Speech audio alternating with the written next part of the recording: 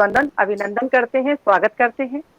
और आज होली की इस पावन बेला पर, रंगों के इस त्योहार में आप सभी को ढेर सारी स्नेहिल बधाइयां और शुभकामनाएं देते हैं।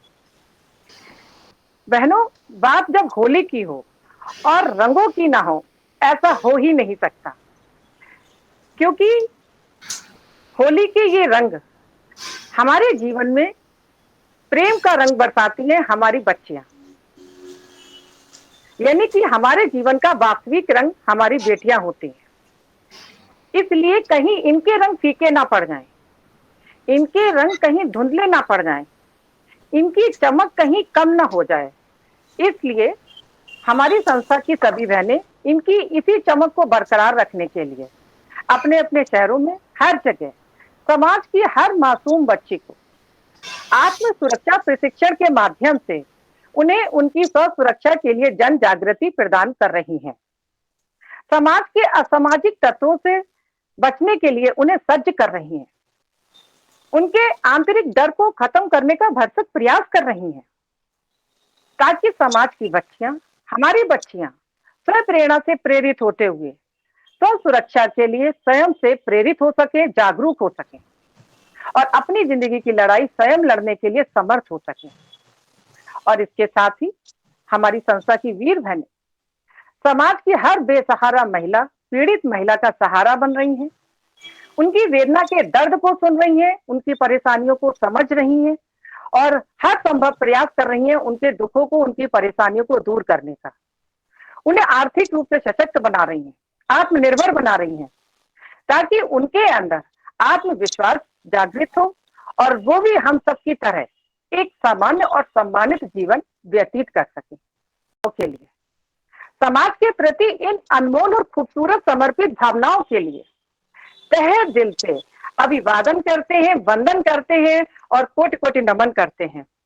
और ये अनुशंसा करते हैं कि आगामी समय में भी हम सब इसी तरह एकजुट होकर समाज की मासूम बच्चियों को, पीड़ित महिलाओं को, जरूरतमंद महिलाओं को उनका सहारा बनते रहेंगे और उन्हें उनकी स्व सुरक्षा और स्वाभिमान की रक्षा के लिए निरंतर यूं ही जागृत करते रहेंगे और इस कारवां को आगे बढ़ाते रहेंगे, बिना रुके, बिना थके। और इसी श्रृंखला को आगे बढ़ाते हुए आज हम आत्म सुरक्षा के दूसरे पहलुओं पर भी परिचर्चा करेंगे। जैसा कि हमने कहा कि हमारी बच्चियां हमारे लिए सर्वस्व होती हैं, हमारा मान, हमारा अभिमान, हमारी खुशी, हमारा गुरूर, सब कुछ होती हैं। इसलिए बहुत आवश्यक है कि हमारी बच्चियां शारीरिक और मानसिक रूप से भी स्वस्थ रहें, निरोग रहें। और आज हम पहले इन्हीं दो मुद्दों पर चर्चा करेंगे। तो पहले विषय हम लेते हैं मानसिक स्वास्थ्य का। और जब मानसिक स्वास्थ्य की बात आती है तो हमारे दिमाग में एक ही शब्द गूंजता है, वो है योग।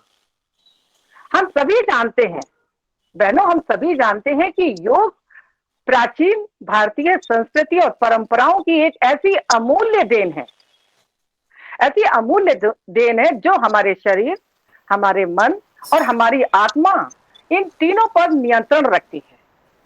यहाँ तक कि हमारे और प्रकृति के बीच एक सामंजस्य स्थापित करती है। हमारे और प्रकृति के बीच एक ऐसी कड़ी है जो हमें एक दूसरे से जोड़ती है। और जितना हम प्रकृति के करीब रहते हैं उतना हम निरोगी और स्वस्थ रहते हैं। यहाँ तक कि योग जो है हमारी कर देती है, हमारे क्रोध को, हमारे द्वेष को, हमारी ईर्ष्या को, हमारी दुर्भावनाओं को सबका हनन कर देती है और बदले में हमारे अंदर आत्मविश्वास जैसी दिव्य ऊर्जाएं विकसित करती है, जो हमें जिंदगी के संघर्षों से लड़ने के लिए सज्ज करती है। और आज इसी महत्वपूर्ण विषय पर चर्चा करने के लिए हमारे बीच सम्मिलित है आदरणीय पूनम शर्मा जी।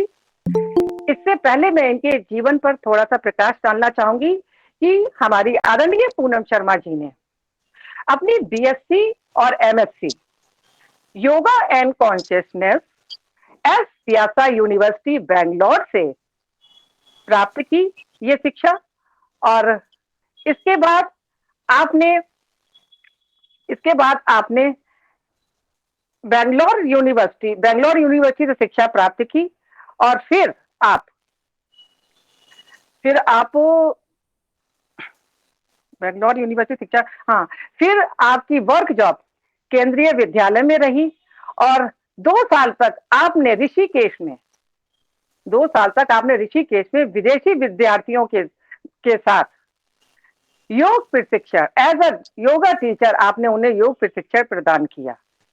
तत्पश्चात आपने 21 दिनों का योग शिविर भी अटेंड किया, जिसमें 700 लोगों ने सहभागिता भी की और अभूतपूर्व सफलता उसमें हासिल की। और इस उपलब्धि के बाद आपने और ये शिविर का आयोजन जो है वो एनजीओ संस्कृति संस्कार समिति ने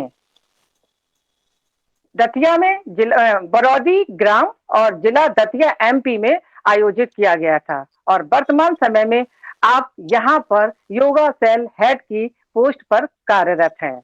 तो आइए हैं और उनसे निवेदन आग्रह करते हैं कि कृपया वो अपने प्रभावशाली उद्बोधन से हम सभी का इस महत्वपूर्ण विषय पर मार्गदर्शन करें। Over to you Poonam Sharma ji. नमस्ते। सर्वप्रथम मैं रूपम जी का बहुत बहुत आदरणीय मैम का धन्यवाद देती हूँ और मैं बहुत ही सौभाग्यशाली महसूस कर रही हूँ कि आपकी संस्था के साथ जुड़ने का मुझे एक मौका प्राप्त हुआ और इनमें मुझे बहुत ही प्रसन्नता है। मैं इसी इलाके से हूँ। दतिया और झांसी जो है वो बहुत ही पास में है, हमारे गांव का एरिया है। तो मैं आप लोगों से जुड़ के आगे भी बहुत कुछ करना चाहूंगी, इसी प्रकार से जुड़ी रहूंगी। तो आप सभी को होली मिलन समारोह की बहुत बहुत शुभकामनाएं हैं सभी माताओं और बहनों को। और आज हम कुछ योग के बारे में जानेंगे कि हम कौन से छोटे छोटे ध्यान और प्राणायाम को कर सकते हैं जिससे कि हमारा मानसिक संतुलन बना रहे, भावनात्मक रूप से हम बहुत ही स्ट्रांग रहें और शारीरिक रूप से हम स्ट्रांग रहें, क्योंकि माता और बहनों के लिए एक योग ही एक ऐसी चीज है कि जिसके द्वारा हम अपने आप को संतुलित बनाए रखते हैं और बना सकते हैं। योगा ही एक ऐसी चीज है जिसके द्वारा आप अपने आप को स्पिरिचुअल से और physical and mental and emotional सभी प्रकार से आप अपने आप को स्वस्थ रख सकते हैं। सो हम प्रार्थना के साथ प्रारंभ करते हैं। दोनों हाथ नमस्कार मुद्रा की स्थिति में जोड़ेंगे।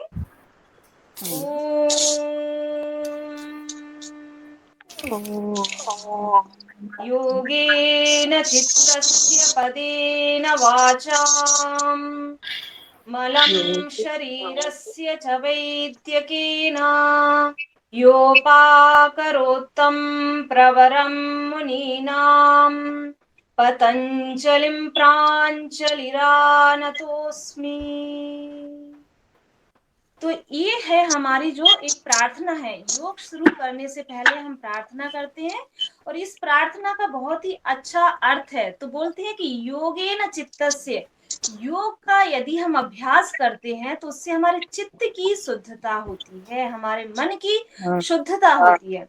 यहाँ पे योग का अर्थ फिजिकल एक्सरसाइज से नहीं होता है कि फिजिकल एक्सरसाइज तो है ही, लेकिन हमारी आध्यात्मिक रूप से हम किस प्रकार से अपने आप को स्वस्थ रख रहे हैं और हमारा मन किस प्रकार से शांत और शीतल रहता है। सो योगेन चित्तस्य पदेन वाचाम। सो सबसे पहले योग से हमारा चित्त शुद्ध रहता है और वाणी की पवित्रता होना भी